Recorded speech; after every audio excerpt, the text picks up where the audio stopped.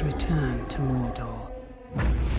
Shadow and flame have fallen on the Black Gate, and no mortal man can stand in its path. Welcome back to another review. I'm Newfire Rising with Grumpy Bob's Emporium in Maryville, Illinois. This week on the docket is Middle-earth: Shadow of Mordor. Let's cut to the chase. This game is awesome. It simply does so many things right, not just in function, but also in form. It's few and far between where a game not only does a lot of things right, but does them with style. Shadows of Mordor is one of those games. Easily the best thing about this game is that it makes you feel crazy powerful, but in a way that feels balanced, fair, and doesn't take the edge off of defeat. Middle-earth: Shadow of Mordor is an action role-playing game set within Tolkien's brainchild. Developed by Monolith Productions and released by Warner Bros. Interactive Entertainment, the story of the game takes place between the events of The Hobbit and The Lord of the Rings. It was released on Microsoft Windows, PlayStation 4, and Xbox One in September 2014, and released on PlayStation 3 and Xbox 360 in November 2014.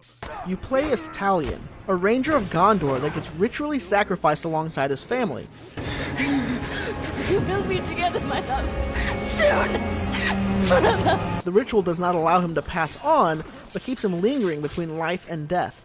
It's in this place that he meets a wraith whose name and story we don't yet know. As we proceed through the game, we begin to uncover the secrets and unravel the mystery as to what happened to you and your family, who this wraith is, and why it's all taking place to begin with. The graphics in this game are fantastic, and they fit the feel of the game just right. The entire game takes place inside Mordor. The first area you explore is muddy, dark, and bleak, but after a while you unlock a new area that, by then, feels refreshingly alive and green. The progression of the game feels just right as well. At the beginning, it's easy to get overwhelmed by the large amount of Uruks that can surround you, especially if you manage to trigger an alarm in a stronghold. Before too long, though, you begin to unlock new powers and abilities that quickly begin to make you feel more like a demigod from the Greek tales of old. It doesn't feel too slow or too rushed. Without a doubt, one of the best parts of this game is the combat, and you'll see plenty of it throughout your journey through Mordor. All of the Uruks in the game are part of a simplistic military tree. You have 3 tiers of captains with the war chiefs at the top. Killing captains earns you power, but allows new Uruks to take their place.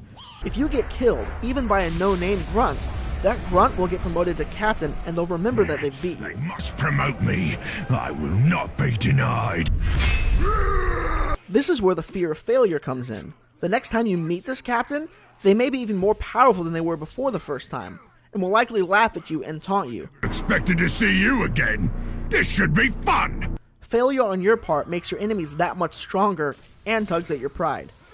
The main story takes roughly 14 hours to beat, but if you do the abundant side quests available, you're looking at roughly 25 hours or so.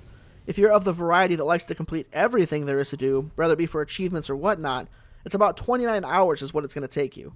While the story itself isn't that fascinating, the scripting and voice acting is on par, and the controls are well thought out and seem very responsive, especially in combat.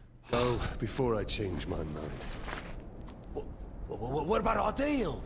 Overall, I'm giving Middle-earth: Shadows of Mordor a 9.5 out of 10. The flowing, responsive, free-form combat is both visceral and satisfying. The graphics are eye candy, the acting and voices are excellent, and the controls and mechanics all blend this together to make it a game you just shouldn't miss.